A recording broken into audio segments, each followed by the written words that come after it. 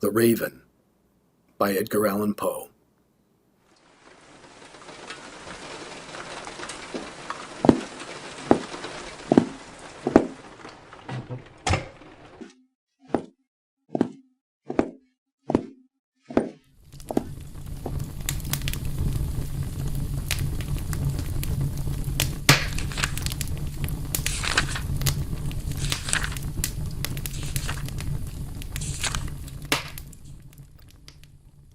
Once upon a midnight dreary, while I pondered weak and weary over many a quaint and curious volume of forgotten lore, while I nodded, nearly napping, suddenly there came a tapping, as if someone gently rapping at my chamber door. "'Tis some visitor," I muttered, tapping at my chamber door. "Only this, nothing more." Distinctly I remember it was in the bleak December, and each separate dying ember wrought its ghost upon the floor. Eagerly I wished the morrow. Vainly I'd sought to borrow from my books surcease of sorrow. Sorrow for the lost Lenore, for the rare and radiant maiden whom the angels name Lenore, nameless here forevermore. And the silken, sad, uncertain rustling of each purple curtain thrilled me, filled me with fantastic terrors never felt before, so that now, to still the beating of my heart, I stood repeating, "'Tis some visitor entreating entrance at my chamber door, some late visitor entreating entrance at my chamber door. This is it, and nothing more." Presently my soul grew stronger, hesitating then no longer. "Sir," said I, "or madam, truly your forgiveness I implore, but the fact is I was napping, and so gently you came rapping, and so faintly you came tapping at my chamber door, that I scarce was sure I heard you." Here I opened wide the door, darkness there, and nothing more. Deep into that darkness peering, long I stood there, wandering, fearing, doubting, dreaming dreams no mortal had ever dared to dream before, but the silence was unbroken, and the stillness gave no token, and the only word there spoken was a whispered word, "Lenore?" This I whispered, and an echo murmured back the word, "Lenore." Merely this and nothing more. Back into the chamber turning, all my soul within me burning.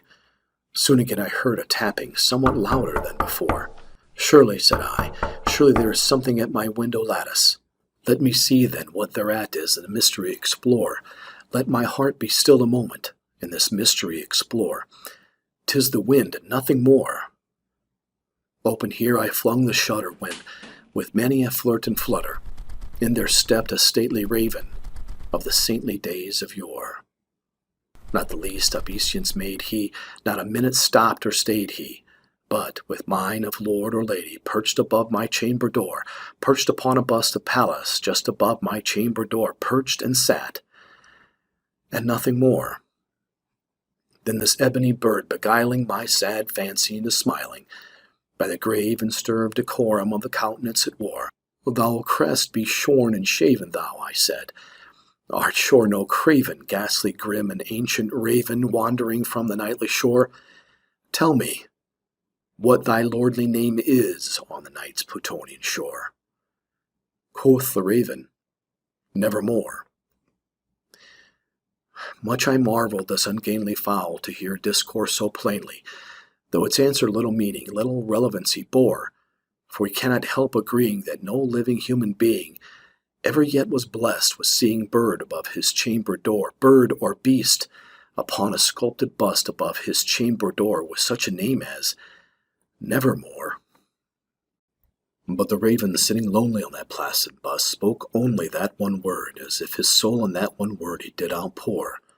Nothing farther than he uttered, not a feather than he fluttered, till I scarcely more than muttered, "Other friends have flown before.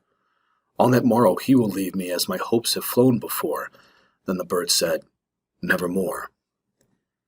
Startled at the stillness broken by my reply so aptly spoken, "Doubtless," said I, "what it utters is only stock and store caught from some unhappy master, whom unmerciful disaster followed fast and followed faster, till the songs one burden bore, to the dirges of hopes that melancholy burden before, of never, nevermore.